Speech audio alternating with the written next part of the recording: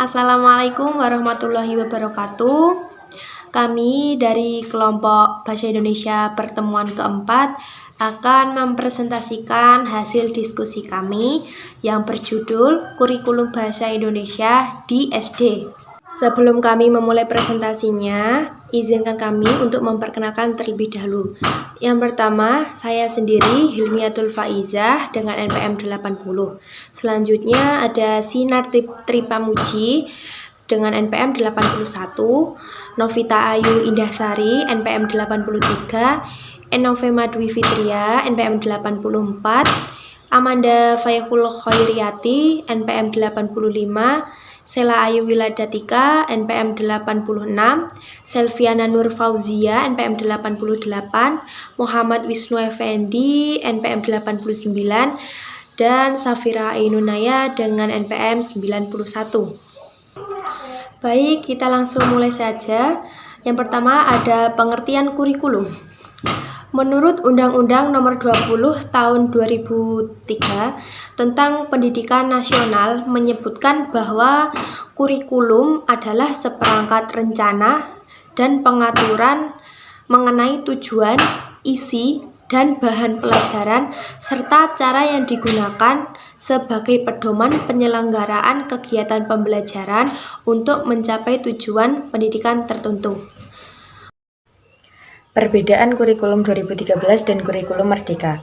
Kurikulum 2013 merupakan sebuah kurikulum yang terintegrasi, yaitu sebuah kurikulum yang mengintegrasikan skill atau keahlian, tem atau tema, konsep, and topik, baik dalam waktu within single discipline, across several discipline, and within and across learners, atau pendekatan pembelajaran yang melibatkan beberapa disiplin ilmu untuk memberikan pengalaman yang bermakna dan luas kepada peserta didik.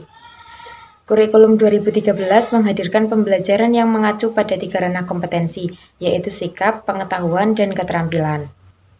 Kurikulum Merdeka adalah suatu kurikulum pembelajaran yang mengacu pada pendekatan bakat dan minat. Di sini, para pelajar dapat memilih pembelajaran apa saja yang ingin dipelajari sesuai bakat dan minatnya. Dalam kurikulum Merdeka, guru memiliki keleluasaan untuk memilih berbagai perangkat ajar, sehingga pembelajaran dapat disesuaikan dengan kebutuhan belajar dan minat peserta didik. Selanjutnya, pembelajaran bahasa Indonesia dalam kurikulum 2013. Pembelajaran bahasa Indonesia yang terdapat dalam kurikulum 2013 menggunakan pembelajaran berbasis teks. Pembelajaran ini bertujuan agar dapat membawa peserta didik sesuai perkembangan mentalnya dan menyelesaikan masalah kehidupan nyata dengan berpikir kritis. Teks harus dipandang sebagai satuan bahasa yang bermakna secara kontekstual. Berikut ini prinsip pembelajaran bahasa Indonesia berbasis teks. Yang pertama, bahasa hendaknya dipandang sebagai teks, bukan semata-mata kumpulan kata atau kaidah kebahasaan. Yang kedua, penggunaan bahasa merupakan proses pemilihan bentuk-bentuk kebahasaan untuk mengungkapkan makna. Yang ketiga, bahasa merupakan sarana pembentukan berpikir manusia. Yang kedua, siklus pembelajaran bahasa Indonesia berbasis teks. Ada 5. Yang pertama, membangun konteks. Yang kedua, membentuk model, pemodelan. Yang ketiga, membangun teks bersama-sama. Yang ketiga, mengembangkan teks secara mandiri. Yang kelima, kompetisi inti. Pembelajaran bahasa Indonesia dalam kurikulum Merdeka. Pembelajaran bahasa Indonesia ini yang terdapat dalam kurikulum Merdeka mengajak pendidik dan peserta didik untuk saling berkomunikasi secara aktif. Pendidik bukan lagi sebagai subjek, akan tetapi berperan sebagai fasilitator. Pembelajaran bahasa Indonesia Merdeka Belajar ini implikasinya adalah belajar, berpikir, dan berfilsafat dan mencari pengetahuan.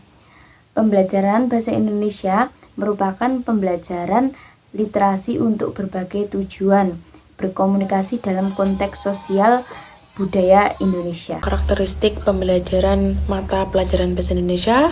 Yang pertama, mata pelajaran bahasa Indonesia mencakup kemampuan reseptif, menyimak, membaca, dan memirsa, dan kemampuan produktif seperti berbicara, menulis, dan mempresentasikan. Dan yang kedua, mata pelajaran bahasa Indonesia menggunakan pendekatan berbasis genre melalui pemanfaatan beragam tipe teks multimodal seperti lisan, tulis, visual, audio, dan audiovisual. 3 mata pelajaran bahasa Indonesia dibelajarkan untuk meningkatkan kecakapan hidup peserta didik dalam mengelola di lingkungan kesadaran serta peduli. Selanjutnya, capaian pembelajaran mata pelajaran bahasa Indonesia setiap fase. Yang pertama, fase A, umumnya untuk kelas 1 dan 2, SD atau MI atau program paket A. Peserta didik memiliki kemampuan berbahasa untuk berkomunikasi dan bernalar sesuai dengan tujuan kepada teman sebaya dan orang dewasa di sekitar tentang diri dan lingkungannya. Yang kedua, fase B,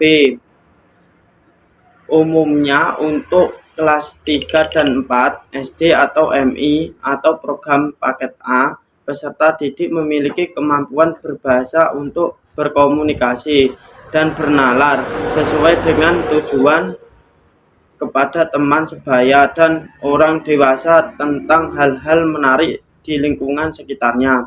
Yang ketiga, fase C, umumnya untuk kelas 5 dan 6, SD atau MI atau program paket A. Pada akhir fase C, peserta didik memiliki kemampuan berbahasa untuk berkomunikasi dan bernalar sesuai dengan tujuan dan konteks sosial. Tujuan mata pembelajaran bahasa Indonesia.